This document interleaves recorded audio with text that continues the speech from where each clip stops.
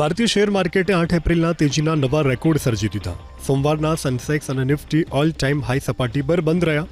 સપ્તાહના પ્રથમ ટ્રેડિંગ દિવસે સેન્સેક્સ 74,869ની ઓલ ટાઈમ હાઈ સપાટી બનાવી હતી અને નિફ્ટીએ 22,697ની ઓલ ટાઈમ હાઈ સપાટી બનાવી લીધી. જોકે બાદમાં જે તે થોડા નીચે આવ્યા અને સેન્સેક્સ 494 પોઈન્ટ વધારાની સાથે 74,742 પર બંધ થયો હતો. આ સાથે નિફ્ટી પણ 152 પોઈન્ટ વધી અને 22,666 પર બંધ થયો.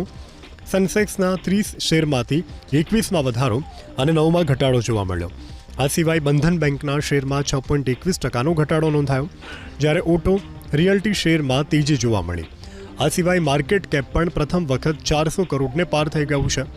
વર્ષ 2014માં માર્કેટ કેપ પ્રથમ વખત 100 લાખ કરોડ થયું હતું, જે દાયકામાં 4 ગણું વધી ગયું છે. સપ્તાહનો છેલ્લો દિવસ ટ્રેડિંગ દિવસ એટલે કે શુક્રવારના શેર બજારમાં સામાન્ય વધારો જોવા મળ્યો.